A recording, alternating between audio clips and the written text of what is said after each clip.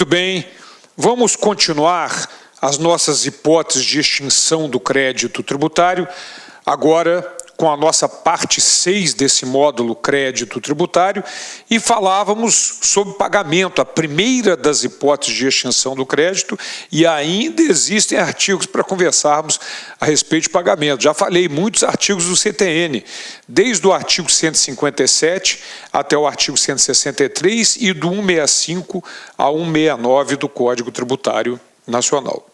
Muito bem, então, nós vamos agora para o nosso artigo 163 do CTN. Esse artigo, a gente tem que chamar atenção para vários detalhes com relação a ele. O que ele determina? Existindo simultaneamente dois ou mais débitos vencidos do mesmo sujeito passivo para com a mesma pessoa jurídica de direito público, para com a mesma pessoa jurídica de direito público. Então, vamos dar uma paradinha aqui.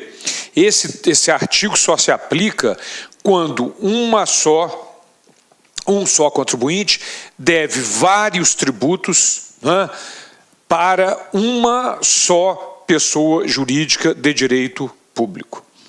Certo? Relativos ao mesmo ou a diferentes tributos ou provenientes de penalidade pecuniária ou juros de mora, a autoridade administrativa competente para receber o pagamento determinará a respectiva imputação do pagamento, obedecidas as seguintes regras, que nós vamos olhar nos 4 incisos, mas um detalhe, na ordem em que enumeradas. Então, antes de olharmos os incisos, vamos reforçar os detalhes do artigo 63. Muito cuidado, ele só se aplica quando são devidos vários tributos para uma só pessoa jurídica de direito público. Então, a empresa deve vários tributos, ou só para a União, ou só para o Estado, ou só para o DF, ou só para o município. Só se aplica o artigo 63 nesta hipótese. E mais, determina que a autoridade competente para imputar a ordem de pagamento obedecerá os incisos que nós vamos ver agora, os 4, na ordem em que enumerados. Ok? Primeiro obedecer o inciso 1, depois o 2, depois o 3, depois o 4. Nós vamos fazer até um exercício para ver isso. Mas o grande detalhe é que o legislador do Código não especificou no artigo quais as situações em que haverá uma autoridade competente para imputar a ordem de pagamento. Porque uma empresa normal, não está em processo falimentar, está trabalhando normal e deve vários tributos, ela vai pagar o que ela bem entender primeiro. Não tem por que obedecer uma ordem.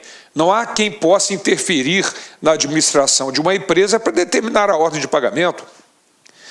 Mas, se ela entrou em processo falimentar e outras situações que nós vamos ver, aí sim.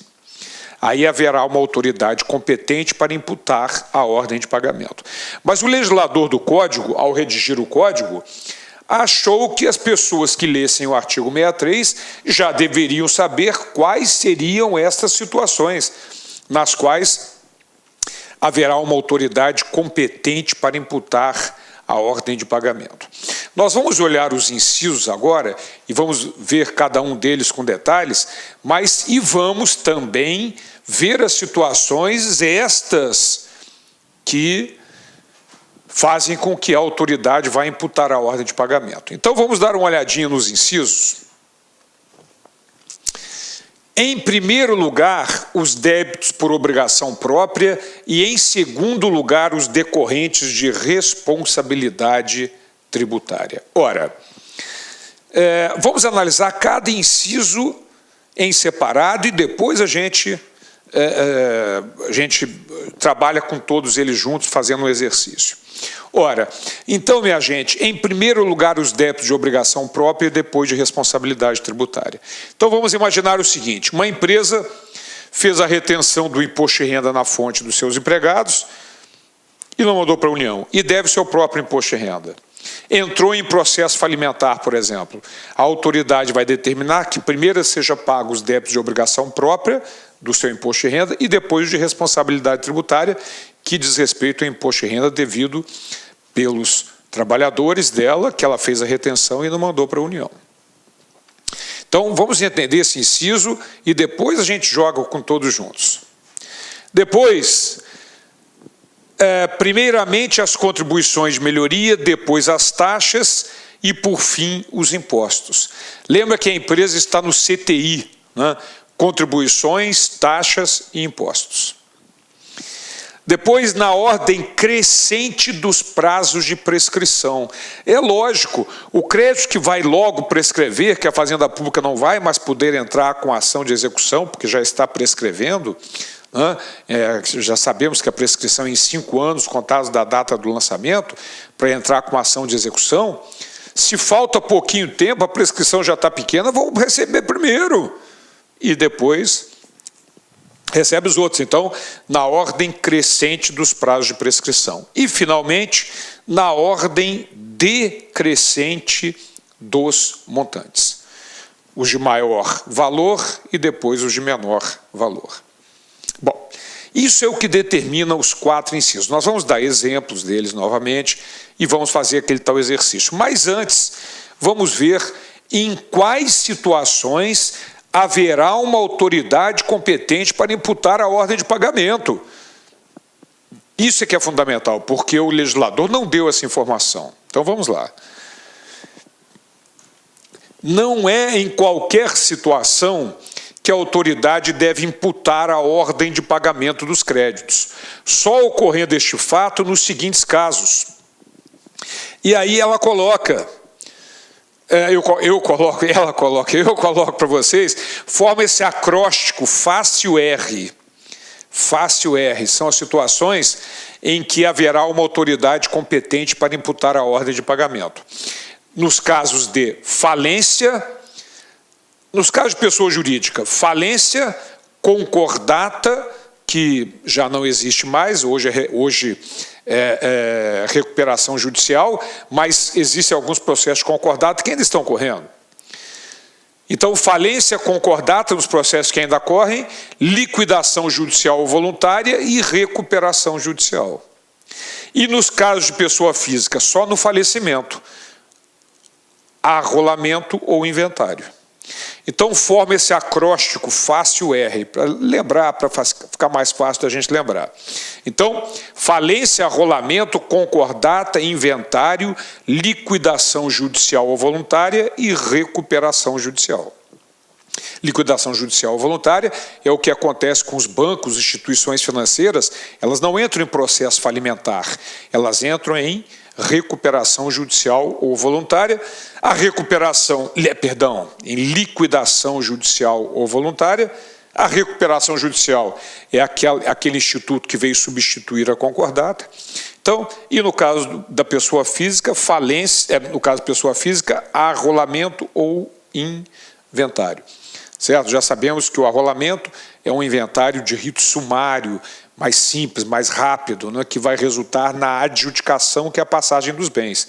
E o inventário de rito ordinário resulta na partilha, que é a passagem dos bens. Muito bem, então forma esse acróstico fácil R. Tem que lembrar sempre disso, e é uma informação muito importante, porque o examinador pode cobrar e ela não está no Código Tributário.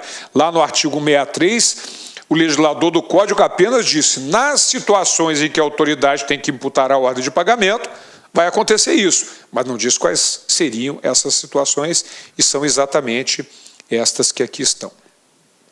Ok? Bom, então, vamos agora analisar cada situação, um exemplo mais para cada um desses incisos, para ficar bem firme esse conhecimento. Vamos lá. O primeiro inciso, a primeira situação, diz respeito ao fato de pagar primeiro os débitos de obrigação própria e depois de responsabilidade tributária.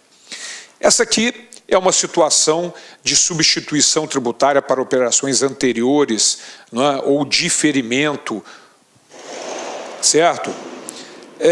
Então, Observem que na saída do gado da propriedade rural, ocorre o fato gerador, nós chamamos de circulação de mercadoria, chamamos de ICMS 1 para diferenciar, e na saída do matadouro, do gado abatido, o ICMS 2.